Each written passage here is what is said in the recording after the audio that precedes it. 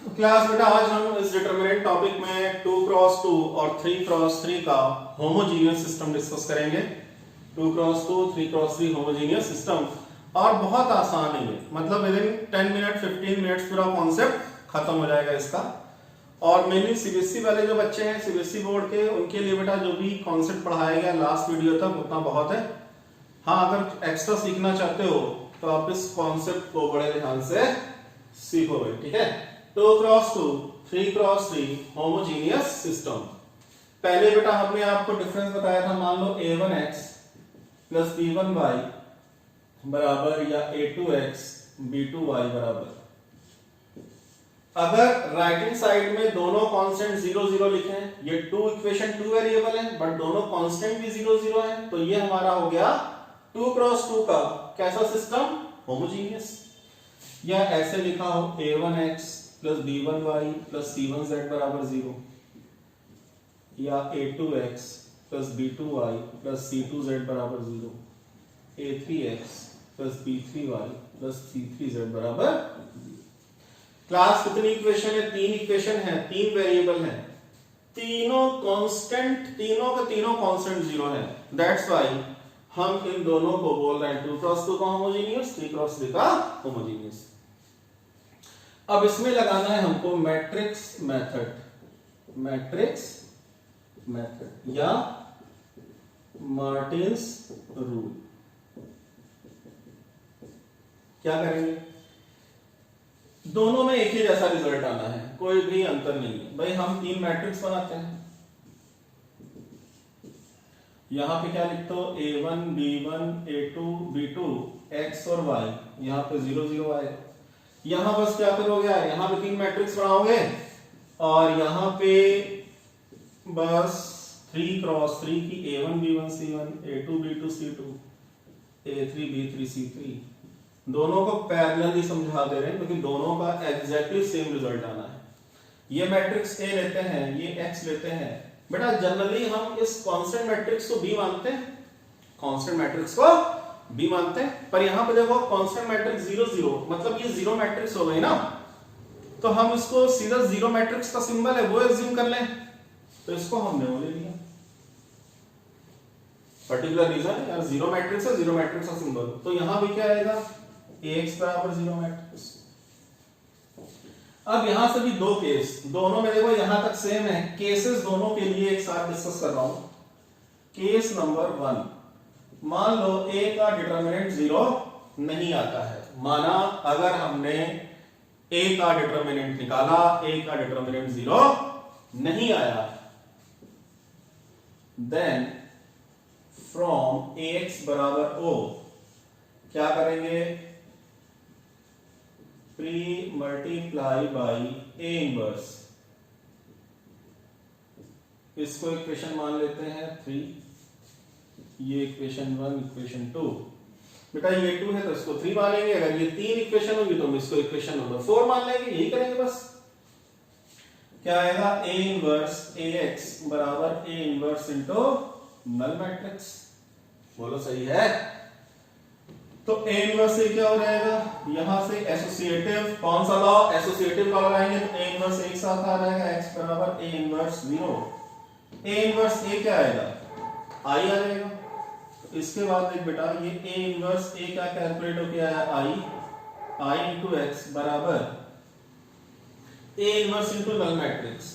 तो A inverse into null matrix, किसी भी मैट्रिक्स को नल मैट्रिक्स से मल्टीप्लाई करो, नल मैट्रिक्स आती है।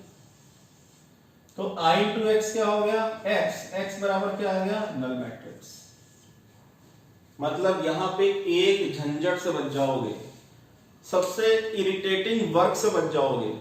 क्या, आपको A इनवर्स की कैलकुलेशन ही नहीं करनी है, A इनवर्स की कैलकुलेशन नहीं करनी पड़ेगी। क्यों, मान लो अगर हमने A इनवर्स निकाल भी लिया, ठीक है, आता है, दिखाना चाहते हैं कि भाई हमें आता है तो हम निकालेंगे, निकालो भाई। और फिर निकालने के बाद भी A इनवर्स का जब नल मैट्रिक्स से प्रोडक्ट कैलकुलेट करोगे तो नल मैट्रिक्स से तो आएंगे, it means there is no need to calculate A inverse in homogeneous system, ठीक है भाई। तो x बराबर आया 0, अब ये x क्या है, एक्स वाई मैट्रिक्स है, एक्स क्या है, एक्स वाई मैट्रिक्स है, तो हम लिखेंगे एक्स वाई बराबर, अच्छा जीरो मैट्रिक्स को क्या लिखोगे, जीरो जीरो। बस अंतर इन दोनों में ये होगा, यहां भी जब आप केस वन सॉल्व करोगे तो x बराबर जीरो यहां भी आएगा, केस वन इसके लिए सेम एग्जैक्टली यही आएगा, x बराबर जीरो आएगा, जीरो मैट्रिक्स आएगी। बस यहां पे x की वैल्यू x y z हो जाएगी, मतलब इस x को आप क्या लिखोगे, x y z लिखोगे, और जीरो मैट्रिक्स को क्या लिखोगे, जीरो जीरो जीरो लिखोगे। 2 क्रॉस 2 में x y को जीरो जीरो से कंपेयर करोगे, तो फर्स्ट केस में आंसर x बराबर जीरो, y बराबर जीरो आएगा, और 3 क्रॉस 3 में आंसर क्या आएगा, x zero, y zero, z zero. तो क्या हुआ, अगर होमोजीनियस सिस्टम 2 क्रॉस 2 का है या होमोजीनियस सिस्टम 3 क्रॉस 3 का है, मेथड सेट है। क्या मेथड सेट है कि हमने ax बराबर जो b था, b को नल मैट्रिक्स का सिंबल ले लिया क्योंकि जीरो मैट्रिक्स है। अगर डिटरमिनेंट a वैल्यू जीरो नहीं आएगी तो x बराबर a इनवर्स जीरो आएगा, और zero a inverse into zero matrix हो जाएगी। तो इस केस में आंसर केवल और केवल क्या आएंगे, अगर 2 क्रॉस 2 का है तो x की वैल्यू जीरो, y की वैल्यू जीरो आएगी। अगर 3 क्रॉस 3 का है तो x की वैल्यू जीरो, y की वैल्यू जीरो, z की वैल्यू जीरो आएगी। तो ये हो गया केस नंबर 1। तो इसको हम फाइनली, ये बेटा आप नोट कर लेना पूरा कॉन्सेप्ट, ठीक है। तो इसका मतलब लास्ट में कंक्लूजन ये लिखते हैं, आप लास्ट में कंक्लूजन बना के लिखना कि अगर डिटरमिनेंट ए जीरो आता है किसी भी केस में, चाहे 2 क्रॉस 2 में या 3 क्रॉस 3 में, we get unique solution x बराबर जीरो, y बराबर zero in 2 cross 2 system, and x बराबर जीरो, y बराबर जीरो, z बराबर जीरो इन 3 क्रॉस 3 सिस्टम। और जब आंसर, जब सॉल्यूशंस केवल और केवल जीरो और जीरो हो, इसके अलावा कोई आंसर एग्जिस्ट ना करता हो, ठीक है, तो हम इन सॉल्यूशंस को बोलते हैं ट्रिवियल सॉल्यूशन। क्या बोलते हैं, ट्रिवियल सॉल्यूशन। तो होमोजीनियस सिस्टम में ट्रिवियल सॉल्यूशन कब मिलेंगे, ट्रिवियल सॉल्यूशन का मतलब जब आंसर आपके पास जीरो जीरो हो, इसके अलावा कोई भी पेयर एग्जिस्ट ना करता हो। तो अगर होमोजीनियस सिस्टम में डिटरमिनेंट ए जीरो नहीं है तो हमको सॉल्यूशंस कैसे मिलेंगे, ट्रिवियल का मतलब अगर 2 क्रॉस 2 है तो x जीरो, y जीरो होगा, और कोई आंसर नहीं होगा, और अगर 3 क्रॉस 3 है तो x zero, y zero, z zero होगा। हो गया केस नंबर 1। कॉपी कर लो, फिर केस 2 स्टार्ट करते हैं। केस नंबर 2, तो बेटा केस 1 में मैंने पहले लिख दिया ताकि कंपैरिजन कर लेंगे दोनों में क्या चीजें हैं। डिटरमिनेंट जीरो नहीं आएगा तो 2 क्रॉस 2 में x जीरो, y जीरो मिलेगा, 3 क्रॉस 3 में x zero, y zero, z zero मिलेगा, और इस केस में ट्रिवियल सॉल्यूशन मिलेंगे। अच्छा, आंसर अगर मिल रहे हैं तो हमने क्या सिखाया था, कंसिस्टेंट होगा, सिस्टम कंसिस्टेंट है, यूनिक सॉल्यूशन है, और यूनिक सॉल्यूशन हमेशा इंडिपेंडेंट होता है, यूनिक सॉल्यूशन हमेशा इंडिपेंडेंट होता है। अब केस 2, मान लो डिटरमिनेंट ए कैलकुलेट किया और जीरो आ गया, डिटरमिनेंट ए कैलकुलेट किया, जीरो आ गया। अच्छा, हमको इक्वेशन क्या मिली थी, ax बराबर हो, बट डिटरमिनेंट ए कैलकुलेट किया तो जीरो आ गया। अब अगर हमको ax बराबर जीरो मैट्रिक्स मिला है और डिटरमिनेंट ए जीरो है तो इट इंप्लाइज कि x को a इनवर्स o, ये नहीं लिख पाएंगे, ये चीज लिखनी गलत हो जाएगी। क्यों? क्योंकि बेटा जब a इनवर्स एग्जिस्ट ही नहीं करेगा, अगर डिटरमिनेंट ए जीरो है तो फिर a इनवर्स एग्जिस्ट नहीं करेगा, a इनवर्स की एग्जिस्टेंस की बात ही नहीं होगी। तो इसका मतलब हम x को a inverse into null matrix नहीं लिख पाएंगे। तो ऐसे केसेस में जरा नॉन होमोजीनियस वाला कॉन्सेप्ट रिकॉल करो। अगर डिटरमिनेंट ए जीरो आता था तो हम क्या फाइंड करते थे, फाइंड करते थे adjoint of A into B. ध्यान से सुनना बेटा, अगर डिटरमिनेंट ऑफ ए जीरो आता था तो हम adjoint of A into B find करते थे। ये बताओ, जो ये बी मैट्रिक्स होती है, ये मैट्रिक्स कौन सी होती है, कांस्टेंट मैट्रिक्स। और यहां पे कांस्टेंट मैट्रिक्स जीरो मैट्रिक्स है, यहां पे कांस्टेंट मैट्रिक्स है, मतलब जो बी मैट्रिक्स है वो जीरो मैट्रिक्स है। अभी हम बाद में उसका यूज करेंगे, फिलहाल इतना समझ लो कि जो भी यहां बी है कांस्टेंट मैट्रिक्स है, हमारी जीरो मैट्रिक्स होगी। फिर वहां से ही कमेंट करते थे कि अगर क्या आ जाए, अगर adjoint of A into B equal to null matrix आ जाए और adjoint of A into B not null matrix आए, अगर adjoint of A into B not equal to null matrix आता है, मतलब दो केस बन गए। Adjoint of A into B null matrix अगर नहीं आता था तो हम क्या लिखते थे, इनकंसिस्टेंट लिख देते थे। सिस्टम कैसा होता था, इनकंसिस्टेंट होता था, मतलब क्या लिख के आते थे, नो सॉल्यूशन लिख के आते थे। लेकिन यहां क्या है, अभी हमने बताया कि बी कांस्टेंट मैट्रिक्स पड़ी थी और बी मैट्रिक्स हमारी होती है यहां पे जीरो मैट्रिक्स। तो आप खुद ही सोचो, खुद ही बताओ कि एडजॉइंट है, कुछ भी कैलकुलेट होके आएगा, मल्टीप्लाई बी, मतलब बी क्या है, जीरो मैट्रिक्स है। तो एडजॉइंट ऑफ ए इनटू जो भी यहां बी मैट्रिक्स है जो कि जीरो मैट्रिक्स है, मल्टीप्लाई करने पे ऐसा तो कभी होगा ही नहीं कि जीरो मैट्रिक्स ना आए। मतलब होमोजेनियस में ये वाला जो केस है ये कभी एग्जिस्ट ही नहीं करेगा। ये वाला case adjoint of A into B जो नल मैट्रिक्स ना आने वाला केस था वो कभी आएगा ही नहीं, क्योंकि हमारे पास जो बी मैट्रिक्स है, बी खुद एक नल मैट्रिक्स है। तो आप लिखोगे this result never exist, this result never exist since B is, B कैसी मैट्रिक्स है, नल मैट्रिक्स है। मतलब adjoint of A into B हमेशा जीरो मैट्रिक्स ही आएगी, एडजॉइंट ऑफ ए हमेशा जीरो मैट्रिक्स ही आएगी। तो यहां तक नोट करो, फिर आगे बताते हैं बेटा।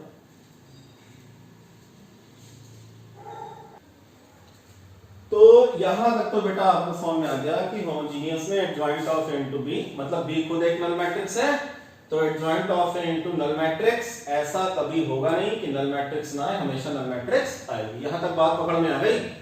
अब चीजें बड़ी धीरे धीरे सुननी है, ध्यान से सुननी है।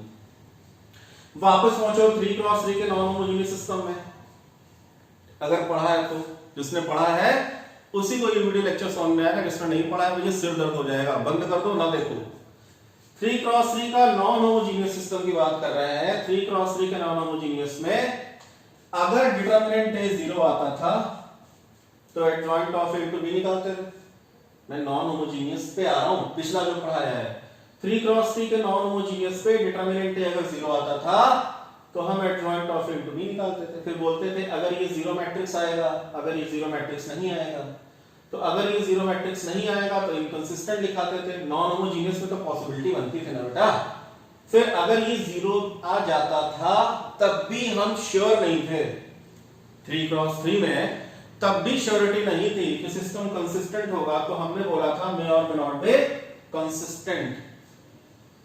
अभी इस पे बेस्ड क्वेश्चंस हम लोगों ने नहीं लगाए हैं, वो हम लोग सीखेंगे, पर इतना कॉन्सेप्ट आपको मैंने लिखा रखा है कि 3x3 के नॉन होमोजेनियस सिस्टम में adjoint of A into B अगर जीरो मैट्रिक्स आ भी जाए तब भी मे और मे नॉट बी कंसिस्टेंट लिख के आते हैं। अब ये हम रिकॉल क्यों करा रहे हैं?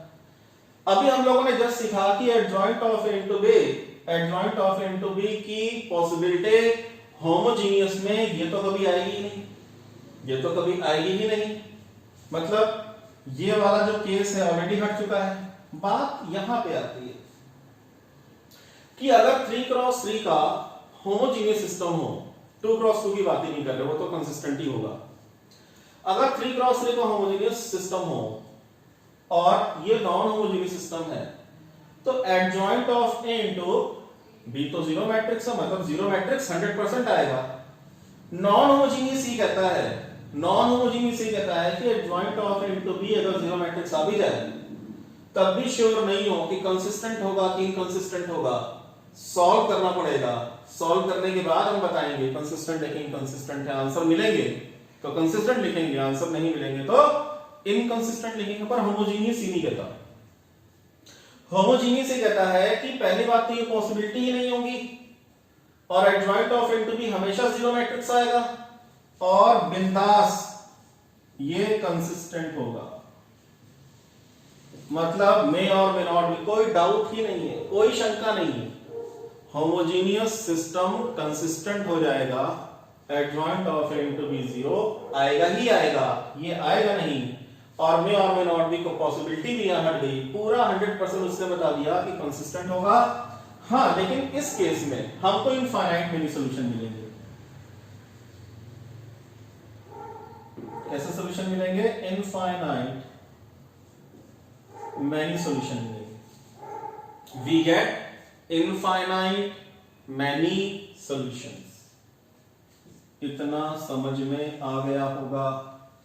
और इस टाइप के जो हमको आंसर मिलते हैं, इस टाइप के जो हमको सॉल्यूशंस मिलते हैं, उनको हम बोलते हैं नॉन ट्रिवियल सॉल्यूशन।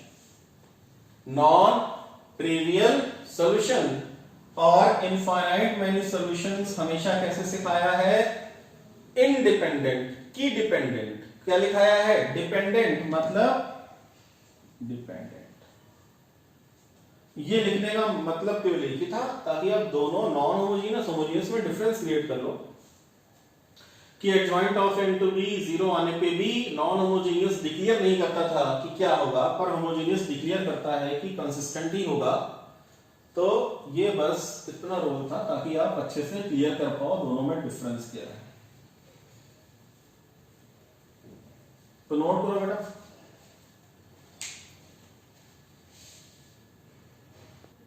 बेटा मैंने इसका भी एक फ्लो चार्ट बना दिया है कि चाहे 2x2 का सिस्टम हो या 3x3 का हो, इसके लिए एक ही फ्लो चार्ट है। अगर Ax बराबर O टाइप को आपको इक्वेशन मिलेगी, आपने पहले पूरा डिटेल में नोट्स बना रखे होंगे, वहां पे Ax बराबर अगर O मिलता है तो दो केसेस, डिटरमिनेंट अगर जीरो नहीं आता है तो कंसिस्टेंट, और हमें ट्रिवियल सॉल्यूशन मिलेंगे। ट्रिवियल सॉल्यूशन का मतलब x y z तीनों की वैल्यू 0 0 ही होगी और कुछ नहीं होगी। 3x3 में 2x2 का सिस्टम है तो x0 y0 आ जाएगा। बोलो सही है। और इंडिपेंडेंट होगा। यूनिक, यूनिक भी लिख लो बेटा, यूनिक सॉल्यूशन। अगर डिटरमिनेंट 0 आएगा तो रीजन लिखा कि सिंस यहां पे जो कांस्टेंट मैट्रिक्स है वो जीरो मैट्रिक्स है।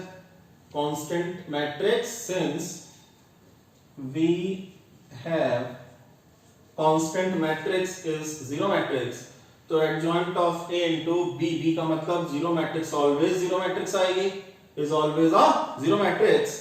It implies in this case system is also consistent. But हमको non trivial solution मिलेंगे, dependent मिलेंगे, infinite मैनी solution मिलेंगे। अच्छा, trivial non trivial का मतलब बस इतना है कि अगर आंसर 0 0 0 के अलावा कुछ ना हो, 0 0 0 के अलावा कुछ ना हो तो trivial है, ठीक है। बाकी अगर और भी आंसर आ रहे हैं 0 0 0 के साथ और भी कुछ पेयर आंसर का आ रहा है तो हम उसको नॉन ट्रिवियल सॉल्यूशन बोल देते हैं। बस ये मतलब है ट्रिवियल नॉन ट्रिवियल लिखने का। अच्छा, आप ये बताओ पूरे इस चार्ट में कहीं भी इनकंसिस्टेंट वर्ड दिखाई दे रहा है? कहीं भी इनकंसिस्टेंट सुनाई दे रहा है? ठीक है, कहीं भी नहीं लिखा मैंने, इनकंसिस्टेंट कहीं भी नहीं लिखा, ठीक है। इसका मतलब ये हुआ कि homogeneous system, homogeneous system can never be inconsistent. Homogeneous system कभी भी इनकंसिस्टेंट नहीं होता है, हमेशा आंसर देता है, ठीक है। या तो वो ट्रिवियल सॉल्यूशन देगा, मतलब एक ही पेयर का आंसर देगा, वो इनफाइनाइट मेनी आंसर देगा। अच्छा, ऐसा होता क्यों है, बस ये सीखना है, उसके बाद एक दो पॉइंट्स और लिखाएंगे। मान लो अगर मैं ये बोलूं, मैंने ये बोला कि 2x plus 7y बराबर 0 एंड 3x plus 8y बराबर 0 को सॉल्व करो।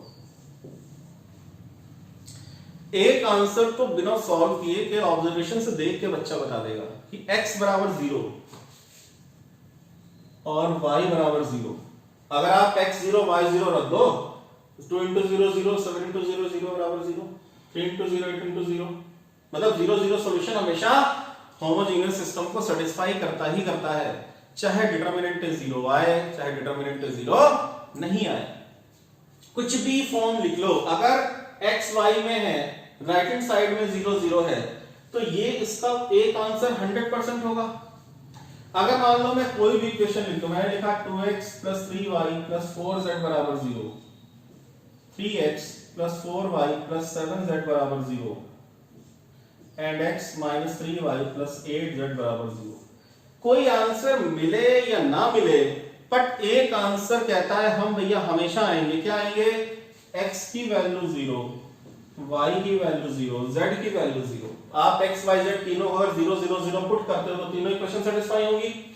तो क्योंकि होमोजेनियस सिस्टम का एक आंसर हमेशा रेडी है, हमेशा तैयार है, तो अगर एक भी आंसर मिल गया तो आप उस सिस्टम को कभी भी इनकंसिस्टेंट नहीं बोल पाते हो। That's why we are saying that homogeneous system can never be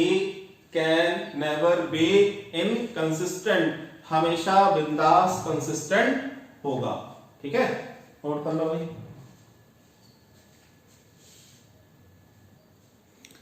बेटा होमोजेनियस सिस्टम में पहला इंपॉर्टेंट नोट किया कि कभी भी इनकंसिस्टेंट नहीं होता है, हमेशा कंसिस्टेंट होता है। सेकंड जो इंपॉर्टेंट पॉइंट है बेटा, अभी लोग पढ़ते आ रहे हैं कि होमोजेनियस सिस्टम हमेशा कंसिस्टेंट होता है, चाहे डिटर्मिनेंट 0 हो तब भी कंसिस्टेंट है, डिटर्मिनेंट 0 नहीं है तब भी कंसिस्टेंट है, ऐसे इक्वेशन बनती है। पर ये सीखा कि अगर डिटर्मिनेंट 0 नहीं है तो आपको आंसर केवल x0 y0 मिलेगा 2 क्रॉस 2 में, और x y z तीनों 0 मिलेंगे 3 क्रॉस 3 में, मतलब इसके अलावा कोई आंसर देगा ही नहीं। और अगर डिटर्मिनेंट 0 पे कंसिस्टेंसी हम डिक्लेयर करते हैं तो यहां पे इनफाइनाइट में ही आंसर मिलेंगे, अनगिनत आंसर मिलेंगे। तो ये बताओ कि अगर मैं आपसे ये बोलूं कि इनफाइनाइट मेनी आंसर, जो बहुत ज्यादा आंसर है, पता नहीं कितने आंसर मिलेंगे, आप गिन भी नहीं पाओगे, ठीक है, यहां केवल एक आंसर मिल रहा है, यहां जो इनफाइनाइट मेनी आंसर मिलेंगे ना, यहां जो इनफाइनाइट मेनी आंसर मिलेंगे ना, इन आंसर्स में ये वाला आंसर भी इंक्लूड होगा। इस इनफाइनाइट मेनी आंसर में ये वाला आंसर भी इंक्लूड होगा। मतलब ये है कि अगर मैं आपसे ये बोलूं कि इस होमोजीनियस सिस्टम को सॉल्व करो, इस होमोजीनियस सिस्टम को सॉल्व करो, तो आप केस चेक करोगे, डिटर्मिनेंट 0 अगर नहीं आएगा तो आप बोलोगे केवल यही आंसर एग्जिस्ट करेगा। पर अगर डिटर्मिनेंट 0 आ गया तो आप इनफाइनाइट मेनी आंसर निकाल के दे दोगे।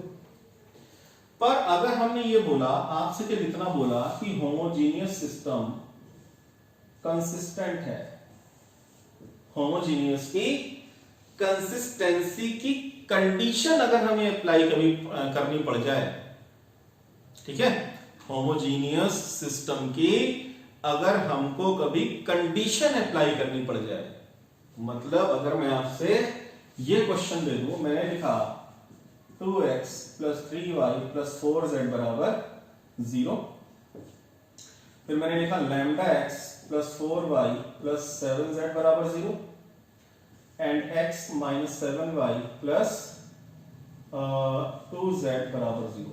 बेटा ध्यान से मेरी बात सुना, क्वेश्चन कैसे घुमा के पूछता है इसमें, उसने ये एक सिस्टम दे दिया, पहली बात तो 3 इक्वेशन है, 3 वेरिएबल हैं, कांस्टेंट सारे के सारे 0 0 है, तो this is a 3 cross 3 homogeneous system. अब उसने ये बोला कि इस होमोजेनियस सिस्टम के लिए लैम्डा की वैल्यू कैलकुलेट करो, इस होमोजेनियस सिस्टम के लिए लैम्डा की वैल्यू कैलकुलेट करो। तो हमें पता है कि बेटा होमोजेनियस सिस्टम क्या होता है, कंसिस्टेंट, कभी इनकंसिस्टेंट होता ही नहीं।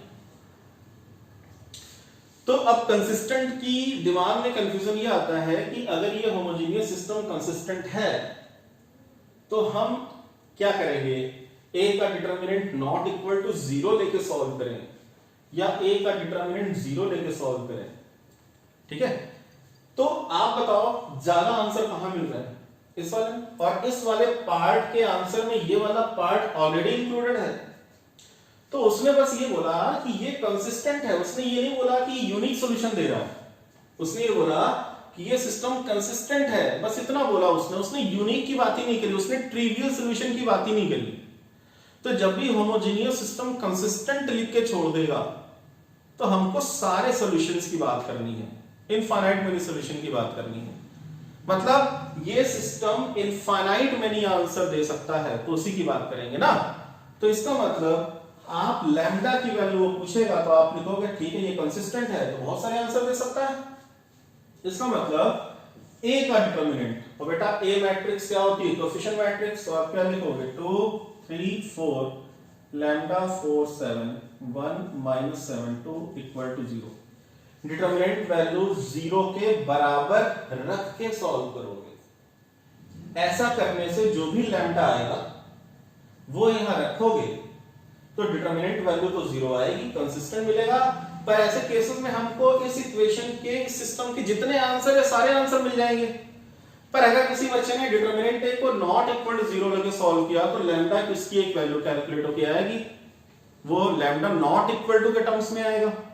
पर उसने तो केवल ये बताया कि हाँ इस लैम्डा के लिए आपको आंसर तो मिलेगा, कंसिस्टेंट होगा, बट केवल एक आंसर मिलेगा। उसने यहां कहीं कोई ऐसी बात करी है कि ये कंसिस्टेंट है और यूनिक सॉल्यूशन दे रहा है या ट्रिवियल सॉल्यूशन दे रहा है।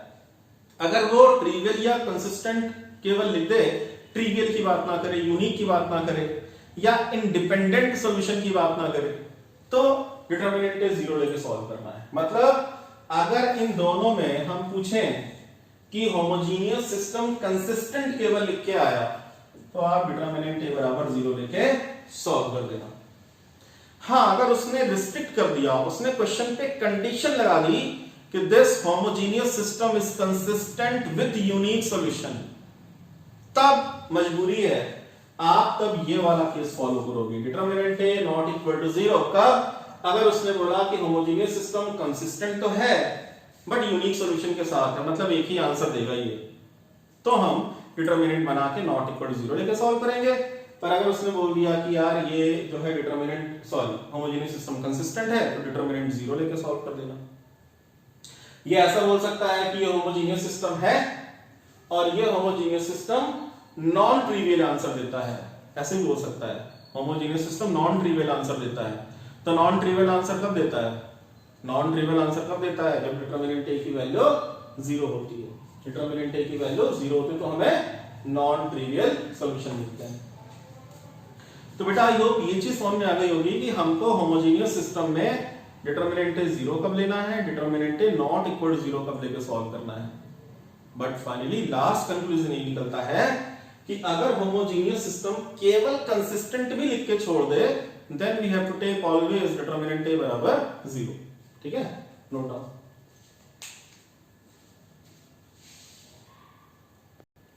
तो बेटा कुछ क्वेश्चन सॉल्व करते हैं होमोजेनियस सिस्टम पे। पहला है solve x + 3y = 0 3x + 4y = 0। तो this is a homogeneous system, क्या लिखेंगे 1 3 3 4, यहां पे x और y 0 0, इसको मानते हैं a x = 0। अच्छा, a का डिटरमिनेंट वैल्यू कैलकुलेट करेंगे। एग्जाम में coefficient matrix, variable matrix, zero matrix लिख के आना है। ठीक है, a का डिटरमिनेंट क्या आएगा 4 - 9 - 5 not equal to 0।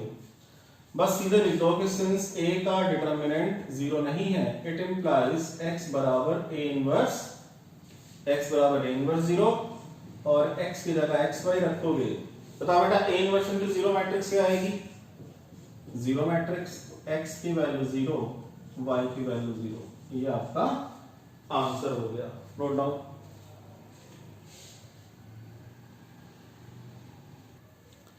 Class second question, solve 2x + 4y = 0 x + 2y = 0। मेरे बेटा तीन matrix 2 4 1 2 x y = 0, a x बराबर ये 0 0, x बराबर o मैट्रिक्स, o मतलब 0 मैट्रिक्स, डिटरमिनेंट ऑफ a निकालेंगे क्या आएगा 2 4 1 2, 4 - 4 क्या आ गया 0। बेटा आप समझाते समय बहुत डिटेल में एक्सप्लेनेशन दे चुके हैं और ये कैलकुलेशन तो आप बहुत बार करके आ रहे हो, तो ये समझ में आ गया होगा। बेटा डिटरमिनेंट a आ गया 0, इसका मतलब कि अगर डिटर्मिनेंट ए 0 आ जाए तो आप बस ये लिख दो, since adjoint of A into zero matrix है, सिस्टम जो होमोजीनियस है, कभी इनकंसिस्टेंट होता ही नहीं है, तो सिस्टम हमारा कैसा हो गया, कंसिस्टेंट। बस इस केस में इनफाइनाइट सॉल्यूशन देता है। और आपको सीखना यह है कि इनफाइनाइट मिनी सॉल्यूशन कैलकुलेट कैसे करते हैं, मेन पॉइंट ये है।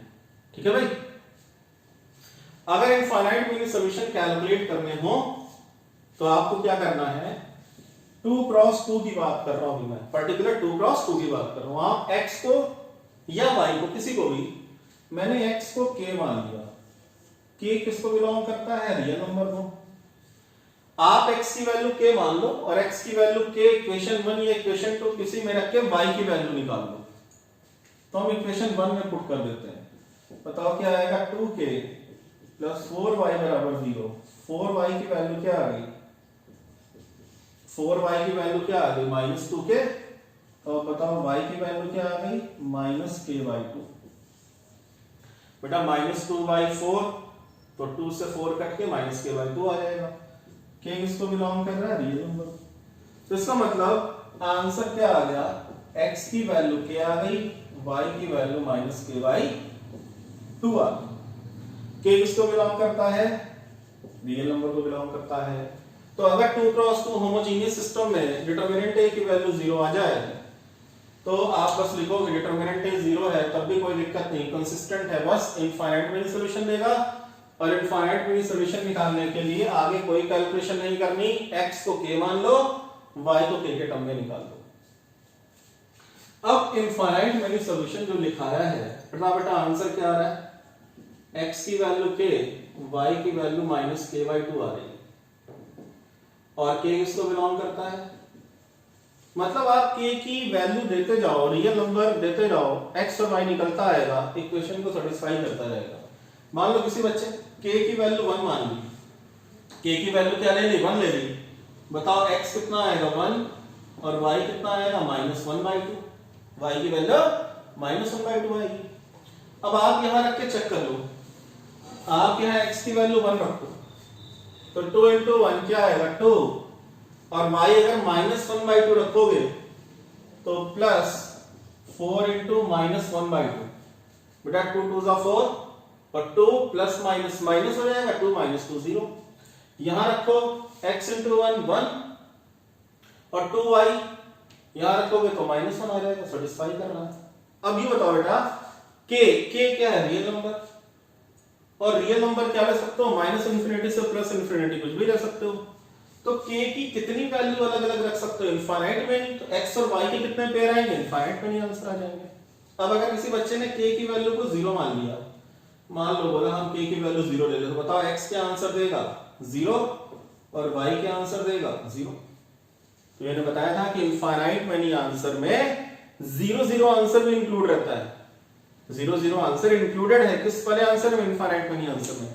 तो इसका मतलब कि इस टाइप में हमको इनफाइनाइट मैनी आंसर इस k की फॉर्म में मिलेंगे, और क्योंकि x और y किसी पर्टिकुलर k पे डिपेंड कर गया, x और y पर्टिकुलर किसी k पे डिपेंड कर गया, that's why we are saying that these types of solutions are dependent solution, these types of solutions are dependent solution, note down।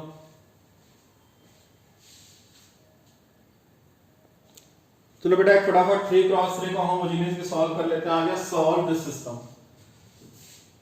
तो बेटा आई रिपीट अगेन कि होमोजेनियस सिस्टम के solve करने के बोर्ड में पूछे जाने की टेंडेंसी पॉसिबिलिटी बड़ी कम है, आता नॉन होमोजेनियस से ही है, बट प्रैक्टिस करनी है क्योंकि आईसी के सिलेबस में ये है। सीबीएसई वाले तो जितना हम लोगों ने नॉन होमोजेनियस पढ़ा था उतना ही बहुत है उनके लिए, एक्स्ट्रा चीजें हैं, सीख सकते हो भाई। क्या आएगा, 1 1 1 2 3 4 1 3 7 x y z 0 0 0।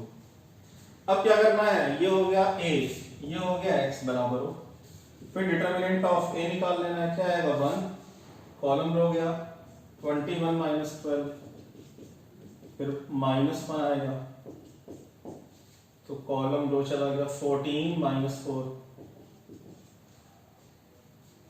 फिर +1 आ गया 9 3 into 2 6 -3। फटाफट चेक कर लेते बेटा। मैंने एक्सपेंडिंग अलोंग R1 किया है 1 21 माइनस 12 21 माइनस 12 आ गया, ठीक है। -1 कॉलम रो गया क्या 14 माइनस 4 हो गया, और +1 आएगा कॉलम रो गया 6 -3। सही है बेटा। कैलकुलेशन करते समय में भी हो सकता है कहीं पे लिखते समय गलती हो जाए, तो वीडियो देखते समय खुद भी अंडरस्टूड इतना समझ जाया करो कि भाई राइटिंग मिस्टेक है, उसको सही कर लिया करो। मैं कोशिश करता हूं कि कोई भी अगर एरर जनरेट हो तो उसको खुद भी दूर कर दूं, ठीक है, ताकि आप तक वीडियो बिल्कुल एक्यूरेट पहुंचे।